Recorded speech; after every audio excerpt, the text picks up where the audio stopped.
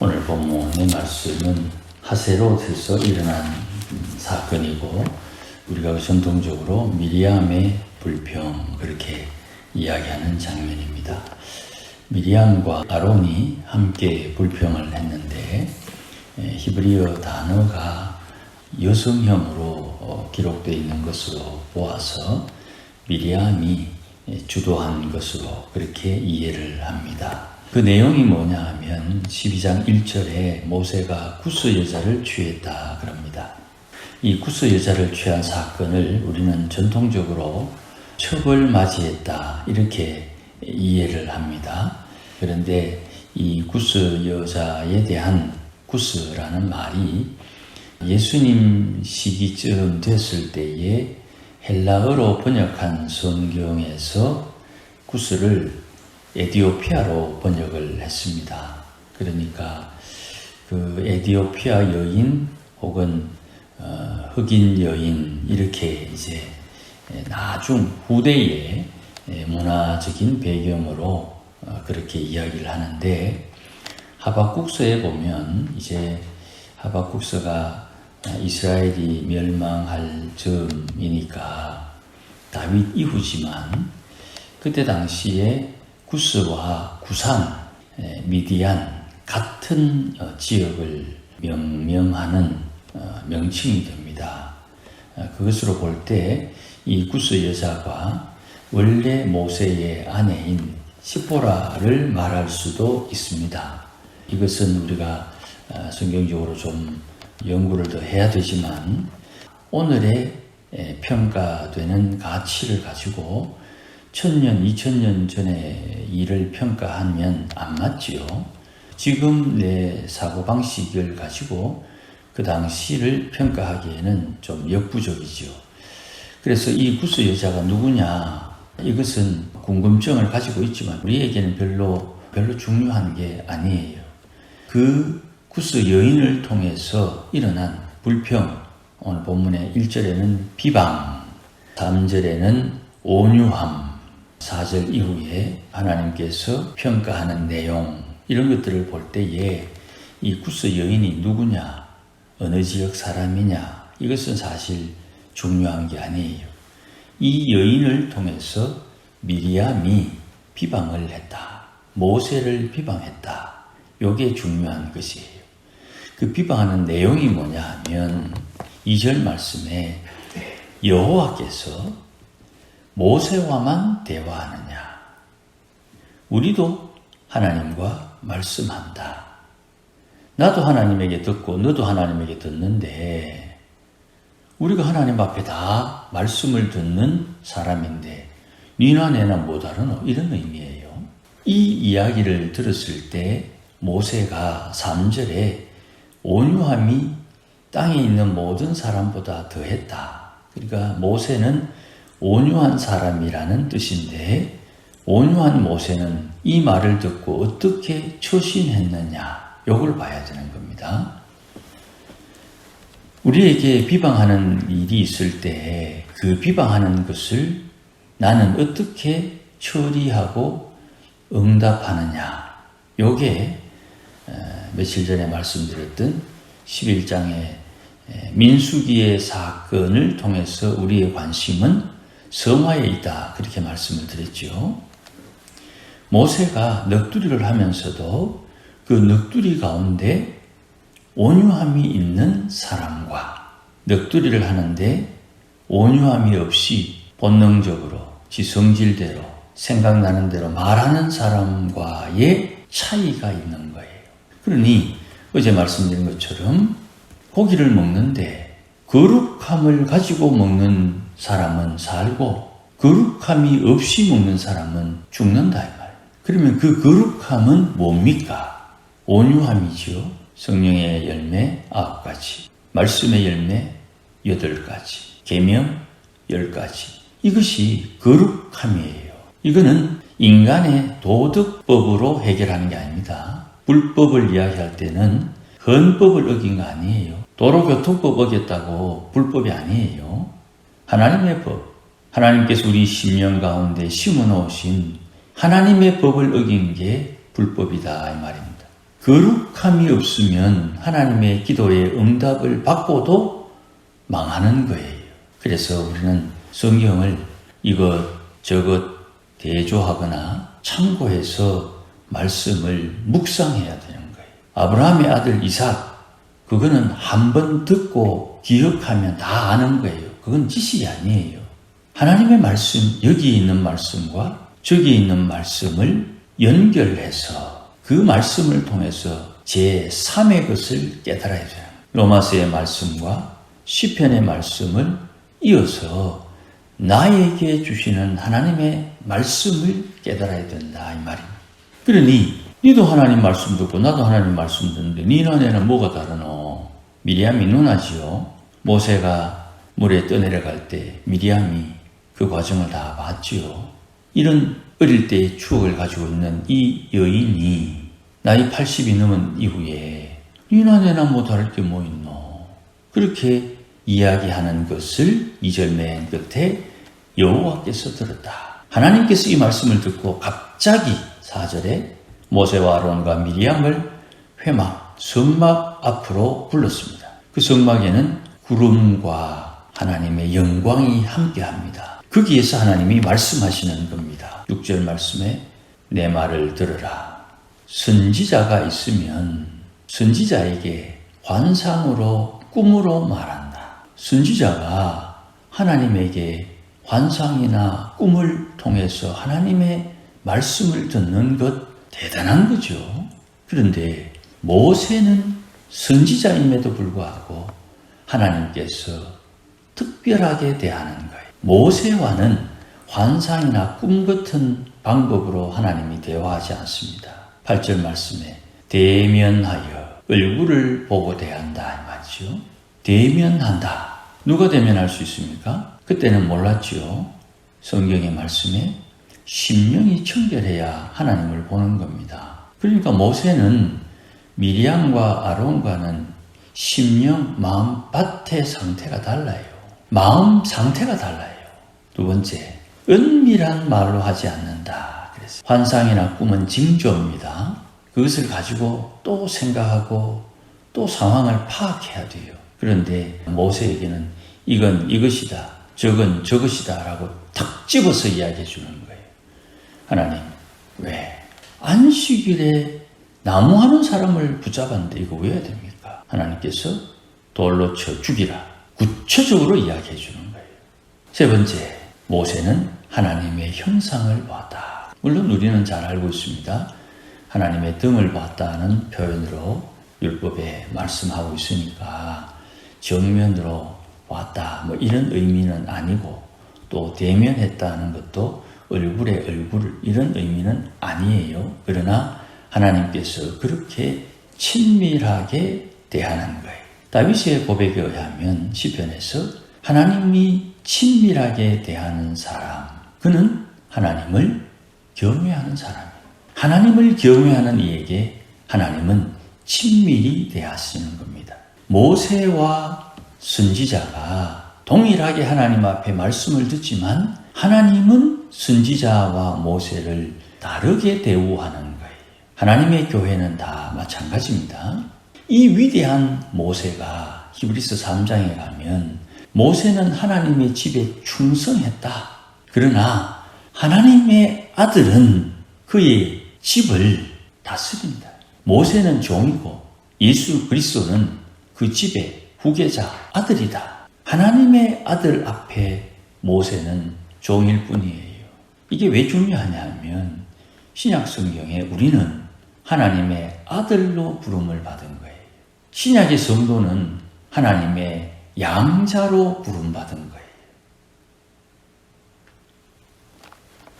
구약의 이스라엘 백성들, 이들을 영도하는 모세는 하나님의 집에 충성한 종이었지만 하나님의 아들로 대접받지 못하다는 거예요.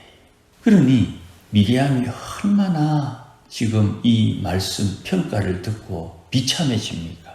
오늘 본문 9절 말씀에 보면 여호와께서 그들을 향해 진노하시고 떠나셨다. 그래서 성막에 있던 하나님의 영광이 사라져버리는 거예요. 엄청난 거죠.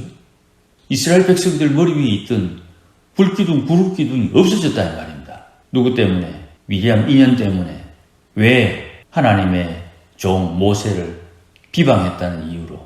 하나님을 대하는 자세가 남달라야 됩니다. 10절 말씀에 보시면 미리암이 나병이 걸리잖아요. 이 나병 걸린 것을 가지고 아론은 깜짝 놀라서 자기에게 병이 옮을까 두려워하고 누이가 이 병으로 죽을까 두려워합니다. 그리고 모세가 하나님 앞에 부르짖으며 고쳐달라고 하니까 하나님께서 모세에게 이야기하는 내용, 7일간 그를 격리시켜라, 가두어라 그랬는데 한번 생각해 보십시다. 큰 무리가 모여 있습니다. 동그라미. 그 원 밖에 있는데 그게 가둔 겁니까? 무리에서 추방한 거죠. 무리에서 추방한 것이 되레 감옥에 들어간 것으로 평가하는 이유는 거기는 하나님의 심판이 있는 곳이기 때문입니다. 교회 밖에는 구원이 없다 이렇게 표현할 때 교회 밖에 구원이 없는 것이 아니고 구원받은 자는 교회 안으로 들어온다는 뜻이에요. 세상에서 구원받은 자는 교회로 들어오게 된다는 뜻이에요. 그러니 하나님의 말씀하심에 대해서 하나님이 일하시는 것에 대해서 나는 어떤 자세를 가지고 있느냐? 온유해야 되는 거예요. 온유라는 말은 길들여진다. 하나님의 말씀에 길들여져야 된다. 이 말. 세상의 지식을 가지고 하나님의 교회에 와서 유익하게 함이 좋지 세상의 지혜로 하나님의 교회를 혼란하게 하는 것은 유익하지 않지요. 우리가 계속 이야기하는 내용, 이런 사건들을 통해서 우리의 관심은 성화에 있어야 되는 거예요. 내 마음에 믿고 내 입으로 시인하여 구원을 받는다. 마음에 쌓은 악과 마음에 쌓은 성이 입을 통해서 나오니까 너희는 입에 재갈을 물려라. 입에 재갈을 물린 이는 온유한 자다. 야고보 선생의 이야기지요. 내 입이 험한 이유는 내 마음에 무엇이 있느냐가 드러나는 거예요. 내 마음에 무엇을 쌓았느냐, 내 인생의 열매로 내 마음에 무엇을 거두었느냐가 내 입을 통해서 나오는 거예요. 안 됩니다. 안 돼요. 그러니까 안 되는 거예요. 내 마음에 믿고 있는 바를 내 입을 통해서 고백하는 것이고 뿌리는 것이에요. 씨를 뿌렸으니까 거두어야죠. 그러니까 유다서에 보면 누구나 다 일반적으로 받는 구원과 그 구원받은 자에게 주시는 하나님의 다른 구원. 그래서 사람의 영은 육체 안에 있으니까 안으로 향하는 구원. 이것을 내면 구원, 내 영의 구원. 예수를 주로 시인하여 마음으로 믿고 고백하여 얻는 구원. 이걸 일반적인 구원이라고 합니다. 또 내 몸뚱아리 밖에 내가 너와 대화하는, 너와 어울리는 몸 밖의 구원을 성화 구원이라고 그러는 거예요. 예수 믿으면 다 구원받지 않습니까? 받지요. 내면으로 우리의 영이 구원받아 하나님의 말씀을 통해서 양식을 먹음으로 내 영이 자라고, 내 영의 지식이 자라고, 내 영의 영적 경험을 통해서 신앙과 믿음이 자라고, 믿음을 가진 내가 이 몸뚱아리를 놀려서 세상에서 하나님 앞에 순종하는 몸짓을 통해서 하늘의 상급을 준비하고 받는 거예요. 그것을 성화구원이다 이렇게 말하는 거예요. 지난 3년 동안 이 이야기를 계속 반복해서 제가 말씀을 드렸습니다. 예수 믿어 구원받았다. 그럼 됐다. 난 천국 간다. 갑니다. 그런데 천국 가서 상급은 내 몸뚱아리로 하나님 앞에 순종하는 것을 통해서 상급을 받는 거예요. 그런데 내 몸뚱아리가 무엇을 좋아하느냐, 무엇을 소중히 여기느냐, 그 행동 거지에 의해서 하나님 앞에 상급 심판, 상급, 평가를 받는 거예요. 그 상급에 우리 옛날에 들었던 간정들 많지 않습니까? 집을 담보로 해서 하나님의 교회를 짓는데 연보했다. 그거 자기 전 재산인데 하나님 앞에 그것을 드렸다. 그 몸을 통해서 하나님 앞에 헌신한 것, 믿음을 잘 가지고 하나님 앞에 순종하는 그의 가정에 하나님께서 복을 주셨다. 너는 왜 그런 복 안 주노? 그에 합당한 헌신이 있어야지요. 이걸 다른 말로 이렇게 표현한 겁니다. 하나님, 왜 다윗의 복을 나에게 주옵소서. 그래 줄게. 다윗처럼 좀 고난당해도 네가 다윗처럼 네 마음을 잘 기경해라. 그건 싫고요. 복은 주세요. 안 된다 이 말이에요. 마음으로 믿는다고 하면서 매번 뿌리는 것이 하나님 보시기에 합당한 것을 뿌리지 않는데 어떻게 하나님 기뻐하는 것을 거둘 수 있습니까? 이거는 누구나 다 아는 거죠. 그런데 나는 특별하다. 세상 사람들과 우리가 차이 나는 것은 예수를 믿느냐 안 믿느냐의 차이고, 세상 사람들과 우리와 똑같은 것은 예수를 믿든지 믿지 않든지 심어야 거두는 것이고 땀을 흘려야 거두는 것이, 이걸 뒤바꿔가지고 나는 땀 안 흘려도 부자 된다. 불안당이지요. 하나님께서 우리에게 요구하는 것은 분명히 있는 거예요. 하나님이 기뻐하는 것이 뭔지 그걸 깨닫고, 저 사람은 저 사람에게 원하는 것이 있고 내게는 내게 원하는 것이 있어요. 내게 하나님이 원하는 것을 깨닫고 하나님께서 내게 원하는 것에 순종함으로 내가 하나님을 기쁘시게 하는 것을 통해 하나님 앞에 상급받는다 이 말이에요. 저 사람이 할 일을 내가 왜 합니까? 저는 못하고 나는 하는 것이 따로 있다 이 말이에요. 미리암이 니도 듣고 나도 듣는데 니나 내나 뭐가 다르노? 내가 누나인데. 이게 하나님 앞에 설 때에 책망거리가 되더라 이 말이에요. 제하고 여러분하고 차이 난다 이 말 하는 거 아닙니다. 저도 하나님의 말씀에 순종하지 않으면 하나님 앞에 책망받고, 성도들도 하나님 앞에 순종하지 않으면 책망받는 것 당연한 거죠. 누구나 다 하나님 앞에 동일하게 취급받습니다. 그러니 내가 니하고 다르다, 그런 사고방식 하는 것 자체가 걸러 먹은 거예요. 그거는 그런 생각하는 목사, 그런 생각하는 집사 안 되는 거야. 안 되는 거야. 유다서 맨 뒤에 보면 하나님의 긍휼하심으로 성화 구원을 이루는 거예요. 7일 동안 짐 밖에 있어야 된다. 그런데 주께서 주를 사랑하는 자를 위하여 그 기간을 감해준다 그랬지요. 우리 마태복음 볼 때 미리암은 안 감해주지요. 더 늘어나지 않은 게 다행이지요. 누구 때문에 안 늘어나느냐? 자기가 비방했던 모세 때문에 안 늘어나는 거예요. 하나님께서 하나님의 하시는 일을 통해서 하나님의 영광이 나타나는 것입니다. 그러면 거기에 동참되는 것도 하나님의 은혜요. 거기에 하나님께서 기뻐하는 것을 깨닫는 것은 더 큰 은혜요. 그 깨달은 바에 따라 하나님 앞에 봉사하고 헌신하고 순종하는 것은 확실한 약속이 있는 행실이 되기 때문에 하나님 앞에 복을 받는 것입니다. 그러니 미리암이 어쨌다, 모세가 어쨌다, 이것보다 더 중요한 것, 나는 내 마음에 성령의 열매를 맺기 위해서 성령의 인도함을 따르며 살아야 된다. 이게 중요한 거예요. 성령의 인도함을 따르는 법을 배워야 되는 것입니다. 그걸 말씀을 통해서 배우고, 신앙을 통해서 배우고, 믿음을 통해서 배우고, 교회의 어울림을 통해서 배워야 되는 것입니다. 아무쪼록 하나님의 예비하신 은혜가 있으니 그 은혜를 잘 받아 누리는 우리 모두가 되시길 주의 이름으로 축복합니다. 기도하십시다. 하나님 아버지 고맙습니다. 부족함이 있고 연약함이 있어도 하나님의 긍휼하심을 통하여 오늘도 조금씩 거룩함에 다가갑니다.